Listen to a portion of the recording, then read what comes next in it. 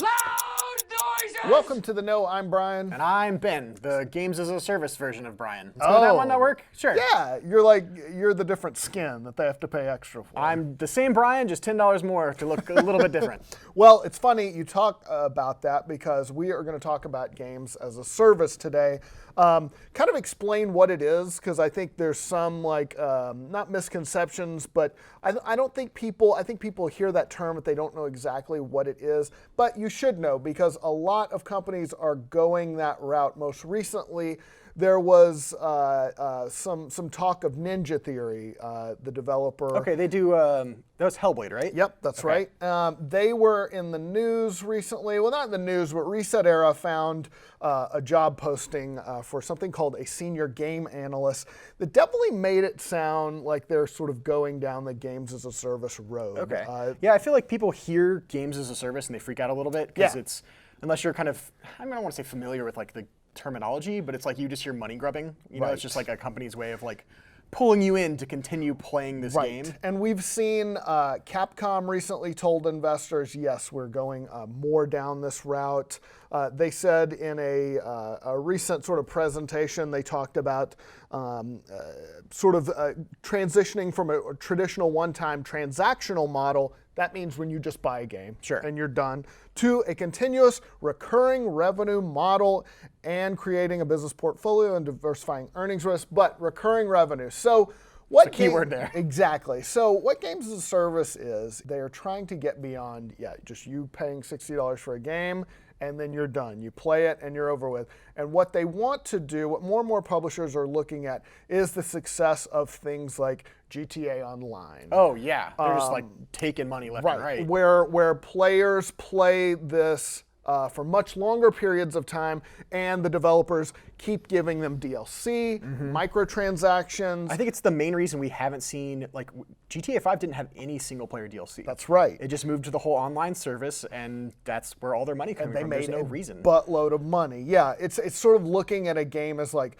a platform. You get a huge audience, and then you try to keep them on there for as long as possible. From a business standpoint, it makes sense. Like, there's no reason not to do that if you can keep someone in your game. Like it used to be, you'll buy the single player experience, you play through that, maybe it has a multiplayer component like Halo 2. Right. It had this great like online, or it had this great campaign that you played through for the story, and then people dove into the online service and it was awesome. But now it's like, how do you keep hooking someone over and over again and get them stuck in a gameplay loop? Right. Fortnite, great example. It's free. They want you to get on and then ideally buy skins and other things. I think because Fortnite does this mix of, it's just multiplayer, right? Like there's no single player. That's right. But they have this weird overarching, like every season, and I think when you get into the seasonal campaign At least Battle Royale Fortnite, not the survival important to clarify. Portion of the game. But they've found a way to hook you in. You see these games as a service games doing this continual like cycle, right? So for Fortnite, it's season 5 is time travel, I think. And it's cool. You pay $10. You have a battle pass. They give you a bunch of objectives and things to do, and you do that and you play through. And like if you really grind this game out, it will maybe even give you some currency to buy the next battle pass and keep you playing their game. Yep, keep you on as long as possible. If lots of free to play, League of Legends can be looked at like that. God. And I think the problem that a lot of gamers have, certainly I have this, is when you start seeing, I think we might not like them, but in free-to-play games, okay, we know they're going to have microtransactions. Sure. But in a full-price game, and this was the big controversy around Battlefront and a lot of others, is when you start to see this in full-price games. Assassin's Creed Odyssey has currency that it's a single-player game, but it helps you like skip the grind or power up your player a little bit. Yeah, in my opinion with that, the best way a developer can do that is keep it cosmetics only. Like League of Legends, I think, does a really good job of, you can spend $5, $20. Overwatch also does something very same similar. thing. And Overwatch has like that, chance of getting something good, whereas League is just you pay money, you get what you want. And I think the running joke there is it's like, oh, League of Legends is a free game. It's such a free game. How much money have you spent on League of Legends? $2,000. Like, it's insane, but it's that same hook, yes, FIFA Ultimate Team. That is a huge, and I think that makes up a huge percentage of EA's like overall revenue, just this one game. So it's not even that this is like a part of the business model anymore. For a lot of companies, it is their business model. Yeah, absolutely. And I think we're also seeing, to me, it's almost more surprising now when a game doesn't have any, like Spider-Man. Stardew Valley. But Spider-Man has DLC. Oh, that's true. Okay. You know, I mean, it is like Red Dead Redemption 2 is coming out. And that's going to be a later game this you can month. just live in that world. It's going to have an online thing. I think what they look to, I think what publishers look to is something like GTA Online. Again, to go back to that as the gold standard of keeping people in your ecosystem and then just selling them stuff repeatedly. Yeah, you and I were talking a little bit before we started rolling on the video about just like where you were at in gaming, right? Like, so I remember in college, I would just play a lot of single player games. And even before that, like Halo 2. And then somewhere down the line, I just started playing multiplayer-centric games like League of Legends. Sucked up all 4 years of my college I went through a experience. League phase, yeah. Yeah, and then now it's like you and I both play Hearthstone. I play nothing but Destiny when I have some downtime, and Destiny has that really good games as a service hook. Another great example, yes. And they're trying to go, I think it's just cosmetics, right, on Destiny 2? You can pay for dust that you can then spend on cosmetics. Anything else you pay for is it's like an MMO style, like getting more story and content kind of a thing. So it's like, oh, I can drop, you know, $60 on the base game and the 2 DLCs and Forsaken. And that gives me all of my story content. If I want to pay another $5, $10, I actually don't know what the currency changeover is for, I think it's not Glimmer, it's like Silver Bright Dust. Ingram? Oh yeah, Silver. That gets you Bright Ingrams. But those are cosmetics, right? Those are cosmetics. And even then it has kind of the Overwatch loot box system. And then if you want to, like in December, another DLC pass is coming out, you can drop $20 on, 10 or $20. And that's more of the story and more of the adventure, and it's more fleshed out content. My fear with games as a service is that everything will become games as a service. And that's I think what a lot of people are worried about is, okay, you have a free-to-play game. Hearthstone, that's their revenue model, I get it. But when it starts creeping into Assassin's Creed Odyssey, when we're starting to see it in, you know, Red Dead Redemption 2, things like that, I wish and I hope that there's still room for solid single-player games because the monetization just gets crazy. I feel like just in the you know, if somebody 10 years ago was to play a game now, I feel like they'd be like, what the fuck is all this? Yeah, touching on that, like I'm going through my backlog right now, and I just started Prey. And Prey is a really fun game with a mainly single-player experience. I think they've had 1 or 2 DLCs drop for it. That is also a standalone single-player experience, but there's nothing in that game that's like, pay for these cosmetics. I think there might be a few bundles you can drop for like very micro stuff, right? But it's nothing like just keep throwing money at this, get a loot box. And that's like, I think that's the last like main single-player game, kind of in the same line of like Spider-Man, that I've jumped into that hasn't been continually trying to hook me over and over again. Yeah, I have been playing Dragon Quest XI a lot, and I realized when I was playing this, like, this is the whole game. There's no, like, I don't think there's DLC for it. There's nothing There's gated. no microtransact. No, it's just the game. And then I thought, God, it sucks that this is so rare now. Yeah, and I think that's what Assassin's Creed Odyssey is doing, I think that's toes the line for what I'm comfortable with. I can still get everything I want without paying, but there's still a lot I have to grind through just to get to that content. Whereas if you look at what EA did with Battlefront 2, and there's actual story or progression content locked behind a paywall that you have to throw money at to progress, like that's not okay. And I hope that other game companies don't do that. I remember when I bought Battlefront 1, the first one, when it came out a few years back, and I fired it up, and I was just like, where is the game? It's just a bunch of multiplayer. It's just a bunch of multiplayer modes.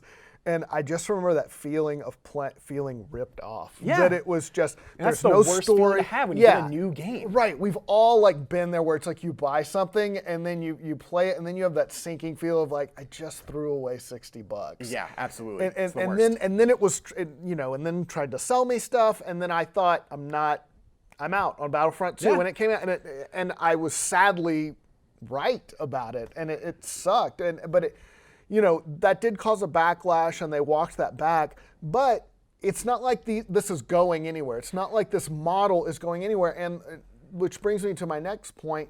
Why do they do this? Well, very easy answer. it makes a lot of money. Sure. There was a study that came out last year. I found this on gamesindustry.biz.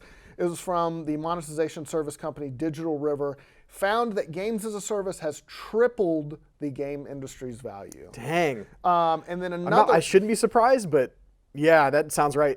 Well, you talk about Hearthstone, free to play. You can get card packs for free through playing the game. You can. It is a lot quicker to buy them, especially when and then they keep pushing new seasons. Every few months there's a new. They're rotating cards out. They're Right. bringing new expansions And in. if you don't do that, you're out of the meta. Yeah, there's no way to keep up. So we had this conversation, or I was thinking about this. This was a few months ago. I added up all the money I'd spent on Hearthstone. It was over $700. I've never spent that much in a game. Yeah, I don't know if I want to go back because I've Right. been purchasing packs. Like it's, I think $80 for 60 cards and usually like 3 legendaries or whatever their most recent promotion was whenever the expansion's about to drop. Yeah. And it's really easy to look They at that give and you a go, deal. Yeah, it's like, oh cool, I'm getting a deal on this that I've When probably you're not spent getting any $400 deal. on Hearthstone. You're buying digital cards, yeah. But ever since I added it up like that, I was like, no more. I'm not paying any more. The only reason I think that works for Hearthstone is because it's a trading card game. Like that's what trading card games are known for, right? Are dropping money on packs and getting Right. that legendary or Magic, rare, yeah. Yu-Gi-Oh, all that kind of stuff. But at least with like, let's say you play Magic, you're at least getting something. Right. Hearthstone, you're getting nothing. You're getting a digital good. Yeah. Which is tough. Ubisoft also going down the games as a service route. There was an interesting, Kotaku published a slide from Ubisoft's presentation. I feel like this was probably to investors. But what the slide showed is that, so a standard game, just a traditional non-games as a service game, in its second year, it might do 13% of the revenue that it made in the first year. Okay. That makes sense because it's going to fall off. Right. In People have already purchased the game. Right. In a live game, a games as a service game, something like The Division or something like that, it can make 52% of the revenue from year one. Wow. That is huge. That is huge. That's almost 40% better. With like the swelling price of just making a game. Right. Like, I mean, part of this is games as a service is going to make those costs more. Right. But if you can get more of that return, it's worth it. And and developers would argue, and I think we've heard this before, is like, well, the costs keep going up for making these games. The price of a game is still $60. It hasn't changed in a while. So this is how we have to make that up. Yeah. It's, It's not going anywhere. A games as a service is going to stick around because it makes money.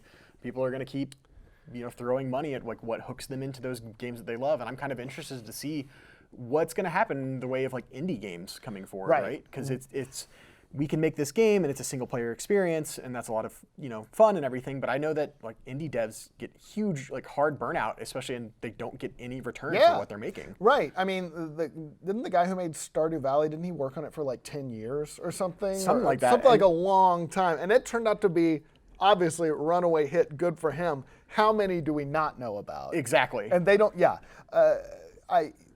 it does worry me in the sense of they do make so much money because gamers complain about it, but there are still people out there who obviously use them and who spend their money on microtransactions. I wonder where's the rub? Like, where does it, where do gamers, or is there a point where nope, we're not going to do that? Yeah, I think we saw that with Battlefront 2, and I think the gamers are. And then they took away microtransactions And after that, and we all lived happily ever after. Yeah. I think that's going to be something that the industry is still kind of figuring out, but they're slowly getting around to like they're not trying to horribly nickel and dime, at least most games that I see. But they're trying to figure out like what's the push and pull, like what can we get from gamers that isn't going to get a lot of backlash. I think I think from their perspective, it's how much can we get you to spend before you go, you know what, fuck out. you guys, Yeah. I'm out. Yeah, Battlefront 2, but I think, wanna had that take issue. But we want to take you right to that point. And I think even Destiny 2 came really close to that line. Really? Like, and they've had to roll a few things back recently where I know like one of the workers here was hesitant to buy Destiny 2 because he didn't want to spend money on the 2 DLCs to unlock the newest expansion. Right. So you can't play Forsaken unless you have the previous 2 expansions. I went through the same thing. And I think like Wednesday of last week, they announced that, now you can buy the base game with Forsaken and it'll come with the 2 DLC without having to drop the extra $20 on it. Right. And I think some of that was because Bungie saw like, ooh, we're seeing a few people get a little bit of, getting angry like about it. revolt. Yeah, they're just not going to do it. So we'll see what happens going forward. But anyway, that is a little bit of an introduction to games as a service. What it is about, what it entails, Where it's headed. Yeah, exactly. What do you guys think? Where is it headed? Do you have a game like that where you've just spent like a shitload of money and then you're like, oh my God, I can't believe I did that? Because I've definitely been there. Hearthstone. Yep. Yeah, same. Yep. Hearthstone. All right, that's all for The Know for now. Be sure to check out our website at theknow.tv, and we'll see you next time. Bye.